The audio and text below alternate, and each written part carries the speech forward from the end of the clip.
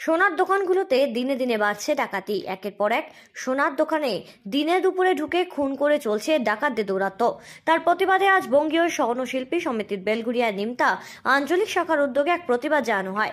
এদিন বেলঘরিয়া নিমতা অঞ্চলের বিভিন্ন দোকানে স্বর্ণ ব্যবসায়ীরা মিছিল করে বেলঘরিয়া থানার সামনে জমায়েত হয়। সেখানে তাদের তিনজনের একটি প্রতিনিধি দল গিয়ে থানায় কর্মরত উচ্চপদস্থ আধিকারিকের কাছে তাদের লিখিত অসুবিধার কথা জানায়। তারা ডেপুটেশনও জমা দেয়। পুলিশের নিরাপত্তা আরও বাড়ানোর প্রয়োজন এলাকার দোকানগুলোতে উপর যাতে আরও বেশি করে নজরদারি রাখা যায় সে বিষয়ে প্রশাসনের তৎপরতা, যাতে যখন তখন ডাকাতদের হামলা না ঘটে এই সোনার দোকানগুলোতে, তার জন্য প্রশাসনের সক্রিয়তারও প্রয়োজন।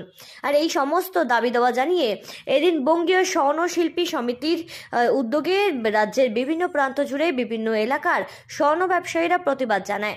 সেই মতো বেলঘরিয়া নিমতা আঞ্চলিক শাখার সদস্যরা একজোট হয়ে এই ডেপুটেশন প্রদান কর্মসূচিতে সামিল হয়। বেলঘরিয়ার বিভিন্ন এলাকার সোনার দোকান বন্ধ রাখা হয়েছে। ভয়ে সোনার দোকান বেশিক্ষণ খুলে রাখতে আতঙ্ক হচ্ছে স্বর্ণ ব্যবসায়ীদের, এমনই জানায় বঙ্গীয় স্বর্ণশিল্পী সমিতির বেলঘরিয়া নিমতা আঞ্চলিক শাখার সদস্যরা।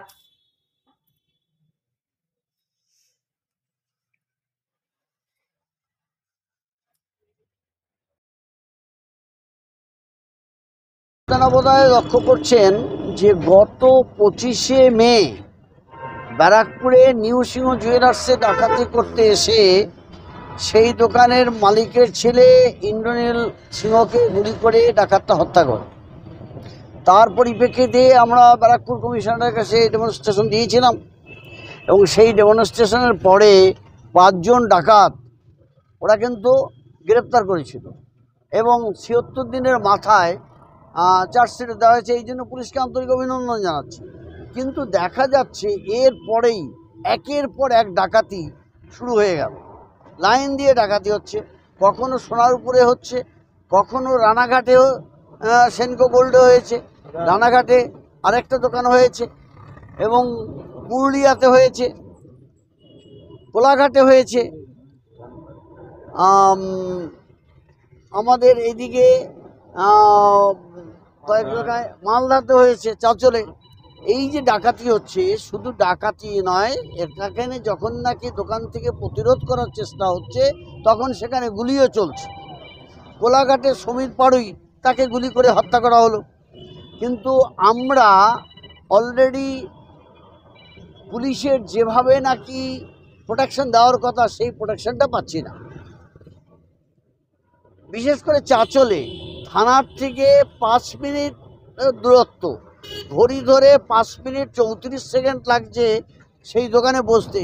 সেই দোকানটায় 5 মিনিটের মধ্যে ডাকাতি করে 8 কোটি টাকার মাল নিয়ে চলে গেল পুলিশ, অথচ কাউকেই ধরা গেল না বা পুলিশ কিছু জানতে পারলো না, ডাকাতটা চলে গেল। এমন পরিস্থিতিতে আমরা আতঙ্কিত এবং আমরা ভীত যে আমরা শুধু আমাদের ব্যবসার নিরাপত্তা না, জীবনের নিরাপত্তার অভাবও বোধ করছি। অথচ সরকার এখানে অনেকটা নির্বিকার। আপনারা দেখেছেন কোনো একটা অ্যাক্সিডেন্টে কেউ মারা গেলে পরে সরকার সেখানে 2 লাখ টাকা তার জন্য আর্থিক সহায়তা দিচ্ছে, চিকিৎসার সহায়তা দিচ্ছে। কিন্তু কোনো স্বর্ণশিল্পী মারা গেলে পরে সেখানে কিন্তু কোনো রকম আমরা সরকারি এই ধরনের সহায়তা পাচ্ছি না। যার জন্য আমাদের সরকারের কাছে ডিমান্ড, যদি আমার কোনো স্বর্ণশিল্পী মারা যায় তাহলে পরে তার পরিবারের জন্য আর্থিক সহায়তা দিতে হবে। আমার কোনো ছোট দোকান যদি লুট হয়ে যায়, যার আর পুঁজি নেই, বিকল্প পুঁজি নেই, যেই পুঁজি দিয়ে সে পুনরায় তার দোকানটাকে দাঁড় করাতে পারবে, সেখানে সেই দোকানকে আর্থিক সহায়তা সরকারকে করতে হবে, না হলে পরে আমাদের বাঁচে যাবে না। এবং সর্বোপরি এই ডাকাতের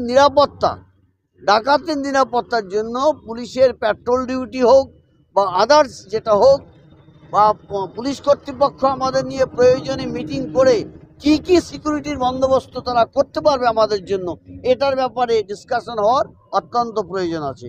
আমরা আজকে এই যে এখানে ডেপুটেশনটা দিলাম, এর কপি আমরা জেরক্স কপি নিয়ে অল ওভার ওয়েস্ট বেঙ্গলে 140টা ব্রাঞ্চ থেকে আমাদের এই ডেপুটেশন দেওয়া হবে। 140টা কপি আমরা কিন্তু মহাকরণে বর্তমান যিনি মুখ্য সচিব আছেন গোপালন, তার কাছে আমরা তুলে দিয়ে আমরা আমাদের নিরাপত্তার ব্যাপারে আমরা আরও সুচিন্তিত হতে চাই। আসতে হলো মানে যত দিন যাচ্ছে সোনার দাম বেড়েছে এবং তার সঙ্গে চুরি ডাকাতি এই সমস্ত মানে বেআইনি কাজ কারবারিগুলো বিভিন্ন লোকের মধ্যে বেড়েছে। তার জন্য আমরা সব দিক দিয়েই খুব বিপদের মধ্যে আছি।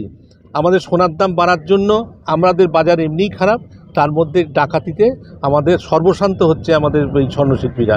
যাই হোক, বেলঘরিয়ায় বড় কিছু এখনও ঘটেনি ঠাকুরের আশীর্বাদে, কিন্তু আগামীতে যাতে না ঘটে এবং সমস্ত ব্যাপারটাই আমরা থানাতে জানালাম। এবং আমাদের ইতিমধ্যে বেলঘরিয়া মেন মার্কেটে আমাদের ব্যবসায়ী সমিতির উদ্যোগে, বঙ্গীয় স্বর্ণশিল্পীর উদ্যোগে আমরা সিসিটিভি বসিয়েছি রাস্তায়, প্রত্যেকটা দোকানেও আছে। এখন দেখা যাক, ওনারাও সার্ভেলেন্স করছেন, ওনারাও প্রতিদিন সকাল বিকেল ওখানে টহলদারি দিচ্ছেন এবং বিশেষত এই পয়লা বৈশাখ এবং ধনতেরাসের দিনে ওনারা মাঝরাত পর্যন্ত ডিউটি দেন।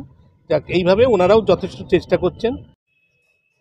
কোনো রকম দুর্ঘটনার কবলে পড়ে কোনো মানুষের মৃত্যু হলে সেক্ষেত্রে সরকারি সহযোগিতা মেলে চিকিৎসার ক্ষেত্রে সরকারের পক্ষ থেকে আর্থিক সাহায্য।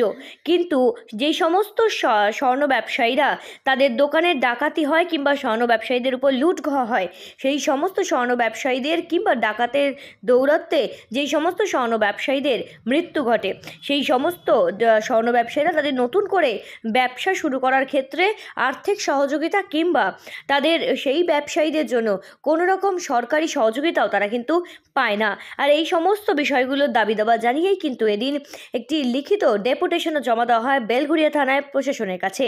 এবং এই প্রতিবাদেই আজকে কিন্তু বেলঘরিয়া এবং নিমতা শাখার বিভিন্ন অঞ্চল জুড়ে কিন্তু সমস্ত সোনার দোকানগুলো বন্ধ রাখা হয় এবং আগামী দিনগুলোতেও যেন তাদের এই সরকারি সহযোগিতার ক্ষেত্রেও তাদের ক্ষেত্রে যাতে একটু সরকারের দৃষ্টিপাত পড়ে সে বিষয়ে আর্জি জানানো হয়। বেলঘরিয়া থেকে ক্যামেরায় আবির দাসের সাথে সেঞ্চুরি পোদ্দারের রিপোর্ট, সঠিক বার্তা।